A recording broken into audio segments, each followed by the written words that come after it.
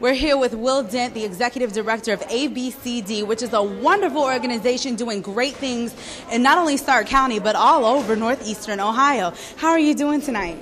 Real good, and even better now that this dinner's over.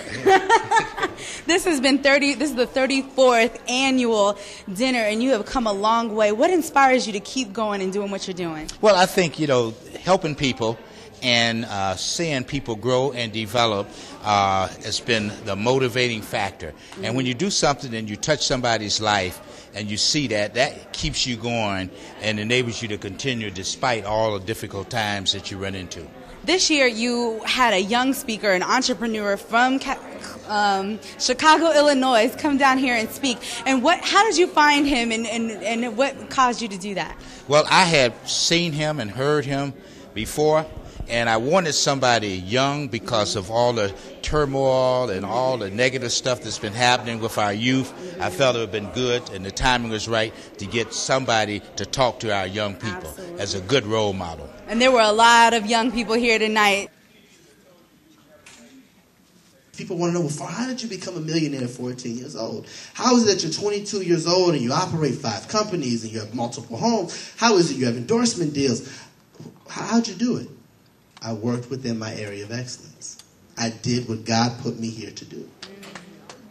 I had a guy who was 75 years old. He called and he cussed me out. He did. Mr. Gray. I said, yes. He said, I'm 75 years old, and I've been working all my da-da-da life. Da-da-da, cuss words. So I've been working all my da-da-da life, and you and everybody else say it's all about hard work. If you work hard, you'll be successful. I said, no, sir. No, I've never said that before. I believe if you work hard and find your area of excellence, what did God put you here to do? That's the question. I said, sir, ask yourself a couple questions, 3 questions. I said, but first, look at the fact that so many of us, and people have disagreed with me on this point, I personally believe that the richest place in the world is the cemetery. Because so many people have died with their natural God-given talents. Not where you find the gold or the diamonds, but the cemetery. Now the talents that they have now they're 6 feet under. Unfortunately, I lost my sister to leukemia last year. And I would talk to the various chaplains in the hospitals, and I would ask them, what do people say? What are their last words? And the chaplain told me that people would talk about the regrets that they had. Regrets of things that, not just things that they may have done to someone, but the opportunities that they didn't take advantage of. And that's when I started to realize that regrets weighs tons, but the discipline to believe in yourself only weighs ounces. So I started paying attention to that. And as I'm telling the guy this, he interrupts me. He said, I know what God put me here to do. I said, okay. He said, I'm a singer. I said, all right, sing. He started to sing. I listened. I listened some more. I gave him a chair. I listened some more. I said, you're not a singer. That's not what God put you here to do. If you want to find what God put you here to do, I said, sir, ask yourself 3 questions. First question, what comes easy to you but harder to other people? What do people compliment you about? What do people say that you're good at doing? Second question, what would you do and work for years and years and years and never have to get paid for? I see some pen and paper going.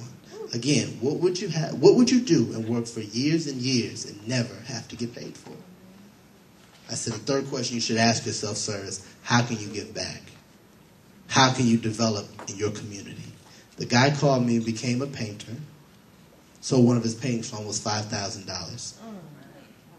That's what he was here to do. I have a goddaughter. She's about 11 years old now, and she has quite a few agents, literary agents, looking to sign her to a deal.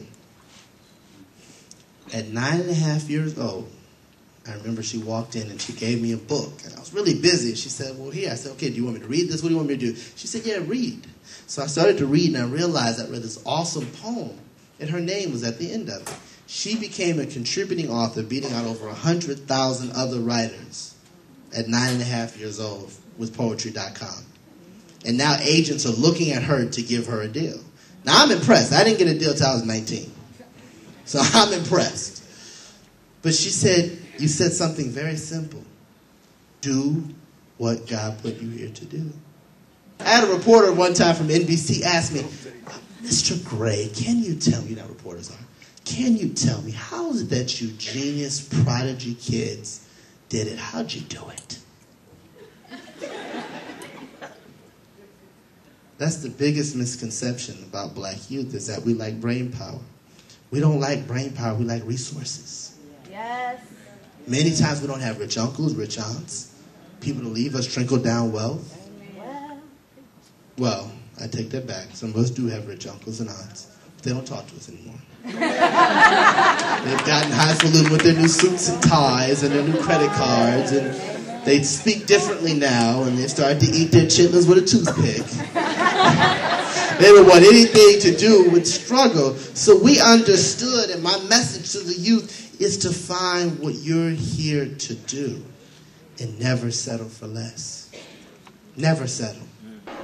I'm surrounded by young people who are at this wonderful event tonight, hearing Dr. Farrar Gray give messages of entrepreneurialism and believing in yourself, learning about your dreams and your talents, and using them to the best of your ability. Did you all have a great time tonight? Yes. Okay. As you can see, they all were feeling it. But what did you learn? Does anybody have something they want to share that they learned?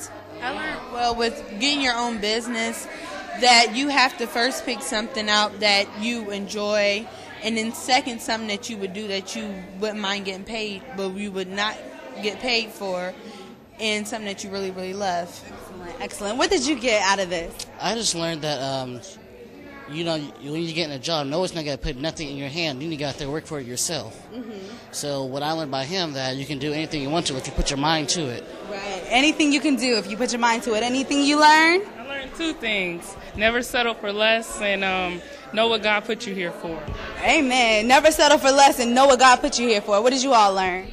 Hey, this was a wake-up call to me, because I was slipping a little bit, and like now, after being here, like we was here for a purpose, so. Excellent. So it woke you all up, huh?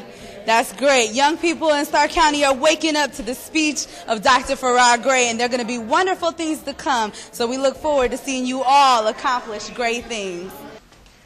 Hey, this is Macy Gray, and this is the story of how I went from having nothing to everything and then gave back. I'm here with Laura McIntyre and Macy Gray. I can't even believe it. She's over here fixing her makeup, but she looks gorgeous, and I love it when you I love it when you come home. How does it feel? Oh, it feels good. I'm just, I just had the best macaroni and cheese in my life. Yep. I have it too. I know what you're talking about. You know what I'm talking about? I know what you're talking about. I'm just chilling. I feel so good right now. But she just gave away $20,000. $20,000 to a young person right here in Canton, Ohio. That is awesome, giving back to the community. Young people are looking up to you, and they can be just like you, right, when they get older? I don't know about all that, but you could try. How does it feel to have a superstar for a daughter? Well, she's still my daughter, and I just think all children are superstars. It's just she's letting her star shine. Yeah, she is. And you're doing big things with your You're doing big things with your school in California. How are things going there? It's going good. We just relocated the school, and we have a lot more students. It's going really good. Excellent, excellent. Well, thank you so much for coming back to your hometown, giving back to your community. And I'm coming back to your house to get that macaroni and cheese because it was good. What I'm saying? It was really good. So was the chicken. Oh, the chicken was slamming too. It's too bad y'all can't have none. All right. Thank you. Can you say peace? Peace. Peace TV. Great things just happened today. Macy Gray came home.